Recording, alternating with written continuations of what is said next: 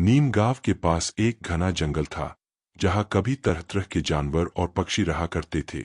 इसी जंगल के किनारे एक टूटी फूटी सी झोपड़ी में एक विधवा औरत रहती थी, सावित्री। उम्र कोई 25-30 के बीच, चेहरा साधारण, मगर आंखों में एक अजीब गहराई, जैसे हर दिन के साथ एक दर्द को सीने में दबाए जी रही हो। 1 साल पहले उसका पति किसी भयानक बीमारी से चल बसा था। उसके जाने के बाद सावित्री बिल्कुल अकेली रह गई थी। कोई सहारा नहीं, कोई परिवार नहीं। वह जंगल से लकड़ियां बटोरती, गांव में सिलाई कढ़ाई का थोड़ा बहुत काम करके किसी तरह अपना जीवन खींच रही थी। वह सुंदर थी, मगर उसकी आंखों में हमेशा एक उदासी की परछाई छाई रहती। फिर एक दिन कुछ ऐसा हुआ जो उसकी पूरी जिंदगी ही बदल कर रख देगा। वो दिन गर्म था, जंगल में चुप्पी पसरी थी। सावित्री पेड़ों के नीचे से सूखी लकड़ियां इकट्ठा कर रही थी। तभी अचानक एक पेड़ से एक बड़ा सा बंदर उतरकर उसके सामने आकर बैठ गया। सावित्री पहले तो डर गई, मगर बंदर चुपचाप उसकी ओर देखने लगा। उसकी आंखों में न कोई हिंसा थी, न कोई जानवरों जैसी जंगली चालाकी। बस एक शांति, एक गहराई। सावित्री ने कांपते हुए कहा, तुम कौन हो? क्या चाहते हो? बंदर ने बस हल्के से सिर झुका दिया, मानो वो सब कुछ समझ रहा हो। वो दिन जैसे किसी अदृश्य रिश्ते की शुरुआत थी। अगले कुछ दिनों में वो बंदर रोज आने लगा। कभी फलों के टुकड़े लेकर आता, कभी सावित्री के लकड़ियां बांधने में मदद करता। वह उसकी झोपड़ी के बाहर बैठा रहता और चुपचाप उसे देखता। सावित्री पहले थोड़ी घबराई रही, मगर फिर धीरे धीरे उसने उस अजनबी प्राणी को स्वीकार कर लिया। और फिर एक दिन सावित्री के जीवन में फिर से मुस्कान लौटी। उसे ऐसा लगने लगा जैसे वह बंदर उसकी तन्हाई को समझता है, उसके दुख में उसका साथी है। हर रात वो झोपड़ी के बाहर बैठकर चांदनी में उसे निहारती और खुद से कहती, क्या तू हमेशा मेरे साथ रहेगा? बंदर चुपचाप उसके पास आ बैठता और उसकी ओर देखते हुए सिर झुका देता। मगर जो सावित्री नहीं जानती थी, वो ये कि इस कहानी का अंत वैसा नहीं होगा जैसा आमतौर पर होता है। क्योंकि ये सिर्फ एक बंदर नहीं था, और ना ही ये एक साधारण अकेली विधवा की कहानी थी। सावित्री की जिंदगी में अब एक नई सुबह थी। वो बंदर अब सिर्फ एक मेहमान नहीं था, वो उसके जीवन का हिस्सा बन चुका था। कभी वो झोपड़ी के बाहर बैठता, कभी अंदर आकर कोने में चुपचाप उसकी सलाई का काम देखता। कुछ रातों को वो उसके पैरों के पास बैठा रहता, जैसे पहरेदारी कर रहा हो। उसकी उपस्थिति में सावित्री को एक अजीब सुकून मिलता। अकेलेपन का जो बोझ उसकी छाती पर पड़ा था, अब हल्का लगने लगा था। कभी कभी वो बंदर की आंखों में देखती और खुद से सवाल करती, तू कौन है? कोई सामान्य जीव तो नहीं, शायद किसी आत्मा का रूप है, या कोई देवदूत। एक रात, जब आकाश में चांद पूरा था और जंगल में हल्की हवा चल रही थी, सावित्री ने बंदर को अपनी गोद में लेकर पहली बार प्यार से चूमा। वो नहीं जानती थी कि ये एक सजीव के लिए उसका स्नेह है, या किसी गहरे आध्यात्मिक संबंध का स्वीकार। लेकिन उसके उस एक कदम ने जैसे ब्रह्मांड की गति को बदल दिया। कुछ ही दिनों में सावित्री को अपने शरीर में अजीब बदलाव महसूस होने लगे।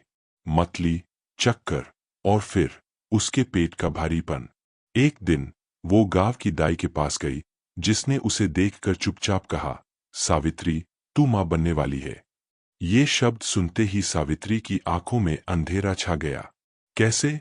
उसने कांपती आवाज में पूछा। मेरा तो कोई पति नहीं। दाई ने केवल इतना कहा, ये ईश्वर की लीला है बेटी। सावित्री कांप गई। उसके मन में वो एक ही रात घूमने लगी, जब उस तूफानी बारिश में बंदर उसके पास बैठा था, उसकी गोद में सिर रखा था, और उसकी सांसें सावित्री की धड़कनों से जुड़ गई थीं। क्या ये वही रात थी? क्या ये वही जीव है, जिसकी वजह से उसके गर्भ में कुछ पल रहा है? उसका मन डर, संदेह और एक अनकहा प्रेम, इन तीनों में उलझा रहने लगा। गांव में जब लोगों को पता चला कि सावित्री गर्भवती है, तो जैसे बवंडर उठ खड़ा हुआ। एक विधवा और गर्भवती, किसका पाप है ये? क्या जंगल में कोई राक्षस है जो उसके सपनों में आता है? सावित्री अब समाज की नजरों में एक कलंक थी। महिलाएं उससे दूर रहने लगीं, बच्चे उसके पास खेलने नहीं आते थे। मगर उस बंदर ने उसे कभी नहीं छोड़ा। वो अब भी उसकी झोपड़ी के पास आता, उसकी मदद करता और उसकी आंखों में वही शांत गहराई लिए चुपचाप उसे देखता। और फिर एक दिन गांव में एक सिद्ध योगी आया। उसने सबकी बातें सुनी, सावित्री को देखा और धीरे से बोला, तू जो संतान अपने गर्भ में पाल रही है वह साधारण नहीं, वह किसी दिव्य आत्मा का प्रतिफल है। क्या किसी पशु ने तुझसे संपर्क किया है? सावित्री की आंखें भर आईं। उसने धीमे से सिर हिलाया और कहा, हाँ, एक बंदर। वो मेरी जिंदगी में आया और अब चला गया। योगी ने लंबी सांस ली और कहा, वो कोई साधारण बंदर नहीं था। वह एक श्रापित आत्मा थी जो किसी ऋषि के श्राप से इस रूप में जन्मा। लेकिन तेरे स्नेह, तेरे निष्कलंक प्रेम ने उसका श्राप तोड़ दिया। सावित्री अवाक रह गई। क्या सच में वो जो जीव था वो एक देवता था? क्या उसका बच्चा कोई साधारण मानव नहीं बल्कि ब्रह्मांड का संतुलन लाने वाला है? सावित्री का जीवन अब पहले जैसा नहीं रहा। हर सुबह वह अपने पेट पर हाथ रखकर उठती और आकाश की ओर देखती, जैसे कोई उत्तर खोज रही हो। गांव वालों की नजरें अब और भी ज्यादा तीखी हो गई थीं, मगर सावित्री के मन में अब एक नई शक्ति जाग गई थी। वो जानती थी कि उसका गर्भ अब सिर्फ उसका नहीं, वो कोई साधारण जीवन नहीं, कोई ईश्वरीय रेह से उसमें आकार ले रहा था। मगर सवाल अब भी बाकी थे। वो बंदर कौन था? क्यों आया था? और अचानक उसे छोड़कर कहाँ चला गया? उस रात की यादें, जब वो तूफानी बारिश में उसके पास था, उसके सिर पर हाथ रखे बैठा था, आज भी उसकी आंखों में तैरती थीं। सावित्री अपने भीतर एक अजीब सी उथल-पुथल महसूस कर रही थी, प्रेम, डर और एक आध्यात्मिक जुड़ाव का संगम। एक दिन वह अपनी झोपड़ी के बाहर बैठी थी, अकेली। उसके पास वही बंदर फिर से आकर बैठ गया, मगर इस बार कुछ अलग था। उसकी आंखों में एक चमक थी, एक दिव्य, गूढ़ प्रकाश।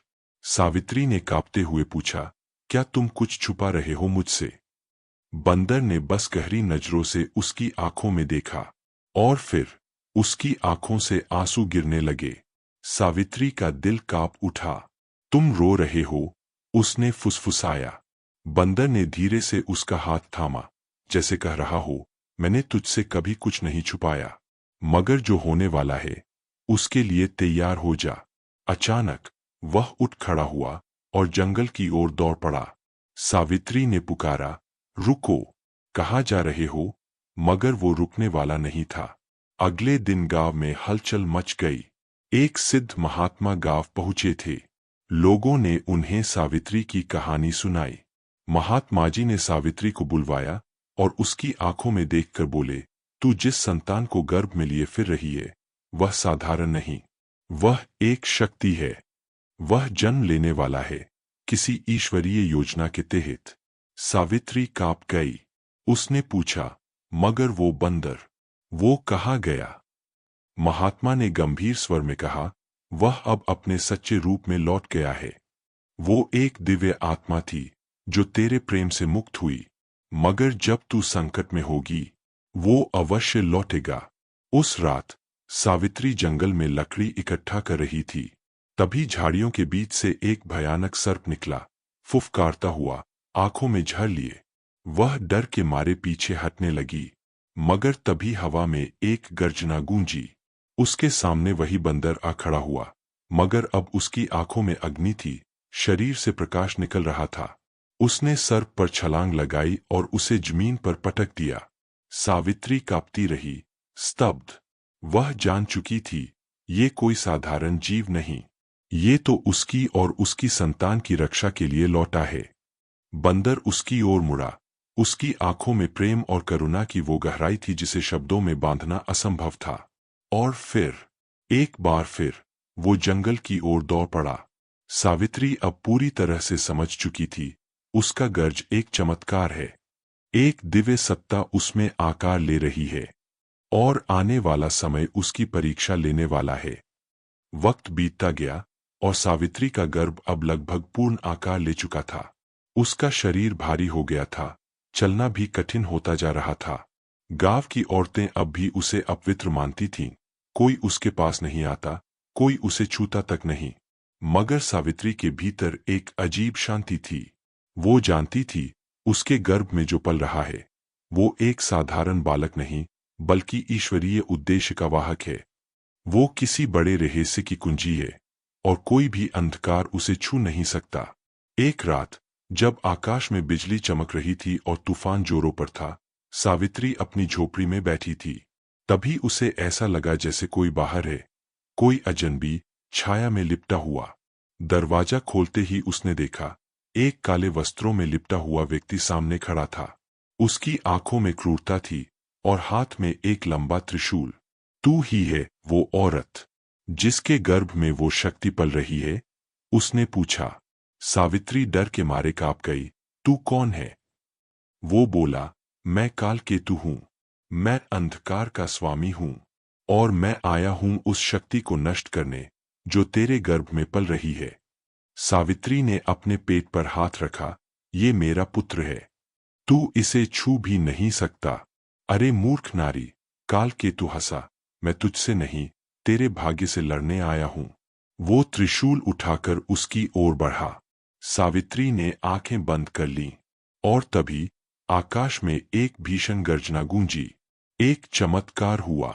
वो बंदर, वही दिव्य प्राणी, उसके सामने आ खड़ा हुआ। उसकी आंखों में ज्वाला थी, शरीर से प्रकाश की लहरें फूट रही थीं। उसने हवा में छलांग लगाकर कालकेतु के त्रिशूल को रोका और एक विकराल युद्ध आरंभ हो गया। त्रिशूल, पंजे, दहाड़े, बिजली, आग, दो शक्तियां, एक अंधकार की, एक प्रकाश की, एक ही मैदान में टकरा रही थीं। सावित्री चुपचाप खड़ी सब देख रही थी। उसके रक्षक ने फिर एक बार समय पर आकर उसे बचा लिया था।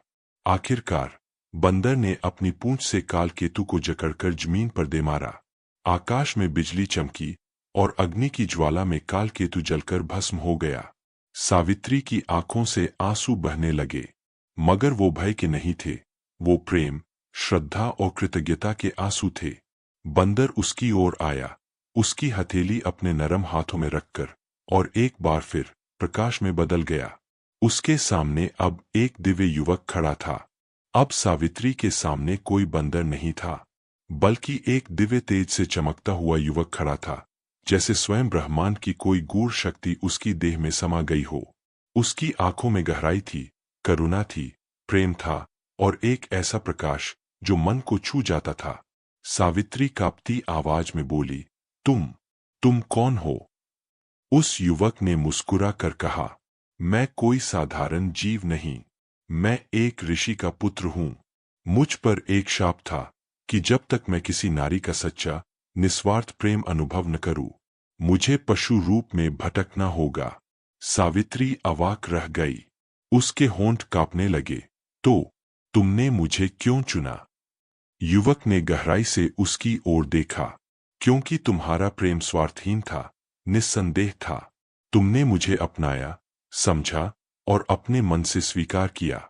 जब सबने मुझे एक जानवर समझा, तुमने मुझे आत्मा माना। यही तुम्हारी परीक्षा थी और तुमने उसे पार कर लिया।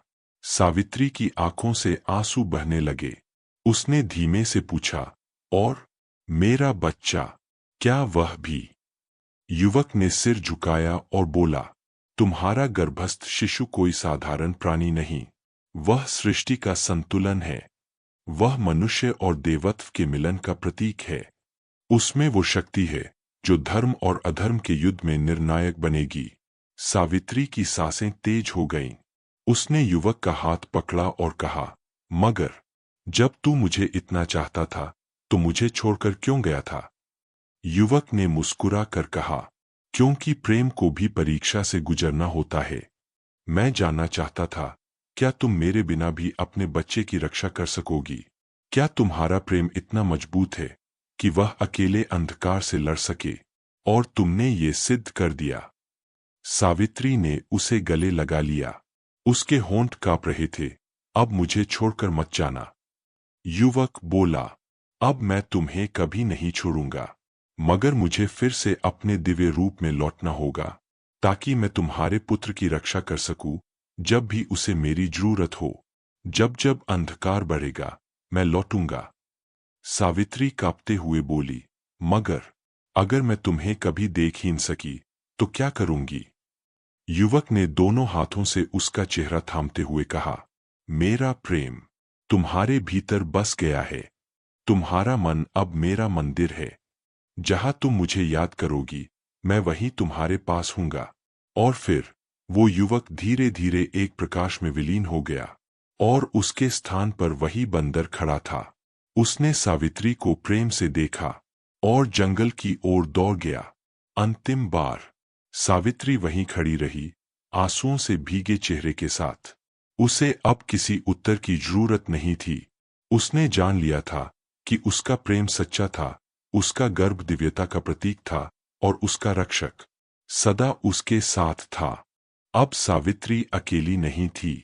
उसकी आत्मा में एक दिव्य विश्वास था और उसका गर्भ अब पूर्णता के कगार पर था। गांव वाले अब भी उसकी ओर घृणा से देखते थे। कोई उसके पास नहीं आता, कोई उससे बात नहीं करता, मगर सावित्री के चेहरे पर एक अजीब सी शांति थी। वो जान चुकी थी कि उसके जीवन का उद्देश्य अब साधारण नहीं रहा। फिर एक भोर ऐसी आई जब गांव में एक विचित्र हलचल मच गई। आकाश पर अंधकार छा गया, वृक्ष कांपने लगे, पक्षी डर के मारे इधर उधर उड़ने लगे।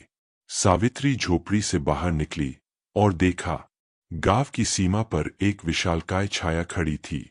वो था कालकेतु। उसकी आंखों से आग निकल रही थी। उसने गर्जना की, मैं लौट आया हूं। तेरे गर्भ का वो बीज, उसे मैं जन्म नहीं लेने दूंगा। सावित्री डरी नहीं। उसने अपने पेट पर हाथ रखते हुए कहा, तू मेरा बालक छू भी नहीं सकता।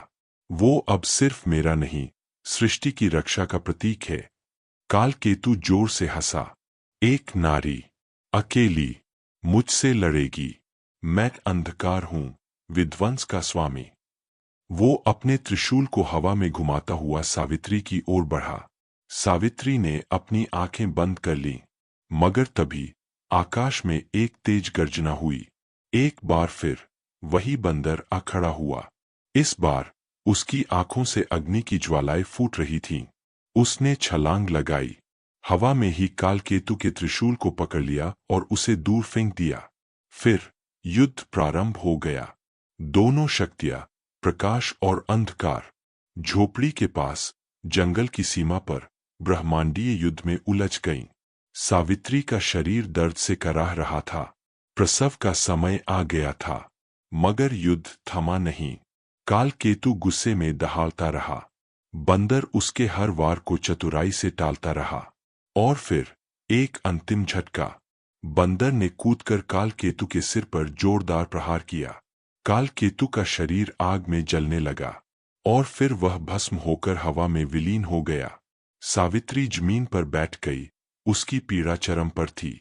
बंदर उसके पास आया, उसके सिर पर हाथ रखा और तभी एक कोमल रोने की आवाज गूंजी। सावित्री ने आंखें खोलीं। उसके गोद में एक बालक था, स्वर्णिम तेज से दमकता हुआ। बंदर ने मुस्कराकर कहा, यह बालक मनुष्य और देवता के प्रेम का प्रतीक है, धर्म, शक्ति और करुणा का अवतार। सावित्री की आंखों से अश्रुधारा बहने लगी। उसने उस बालक को हृदय से लगा लिया। बंदर बोला, अब मेरा कार्य पूर्ण हुआ। मुझे अपने रूप में लौटना होगा, मगर याद रखना, जब भी तू पुकारेगी मैं लौट आऊंगा। सावित्री ने रोते हुए कहा, तू मेरा हिस्सा बन गया है, मुझे कभी छोड़ मत जाना। बंदर ने प्रेमपूर्वक उसकी ओर देखा और स्वर्णिम प्रकाश में विलीन हो गया। सावित्री अब अकेली नहीं थी। उसकी गोद में एक दिव्य बालक था, जिसके शरीर से सुनहरी आभा निकल रही थी। उसकी प्रत्येक सांस जैसे ब्रह्मांड की धड़कन बन गई हो। गांव वाले, जो अब तक उसे अपवित्र मानते थे, अब उसकी झोपड़ी के बाहर एकत्र होने लगे। हर चेहरा स्तब्ध था उस रोशनी से, उस शक्ति से, जो उस झोपड़ी से प्रस्फुटित हो रही थी। एक वृद्ध स्त्री आगे बढ़ी। उसने सावित्री के चरणों में सिर रख दिया। तू कोई साधारण स्त्री नहीं, तू स्वयं माता है, एक देवी का रूप। धीरे धीरे पूरा गांव सावित्री को पूजने लगा। जिसे कल तक कलंक समझा गया, आज वो आराधना की मूर्ति बन गई। सावित्री के जीवन का अर्थ अब केवल संघर्ष नहीं था, वो साक्षात धर्म की वाहक बन चुकी थी। वो बालक जो किसी बंदर और मानव के पवित्र प्रेम से जन्मा था, अब सृष्टि के संतुलन का प्रतीक था। सावित्री ने उसे प्रेम, साहस और तप से बड़ा किया। उसके भीतर डर नहीं था, बल्कि एक संकल्प था, मैं अपने पुत्र को उसकी नियति तक पहुंचाऊंगी, चाहे अंधकार कितनी बार क्यों न लौटे। कभी कभी जब जंगल की ओर हवा चलती थी, वो एक छाया देखती थी, एक बंदर की छाया, जो ऊंची शाखाओं पर बैठकर उसकी झोपड़ी की ओर देखता था। सावित्री मुस्कराती थी, उसके होंठ धीमे से फुसफुसाते थे, मैं जानती हूं, तू यही है, तू कभी गया ही नहीं।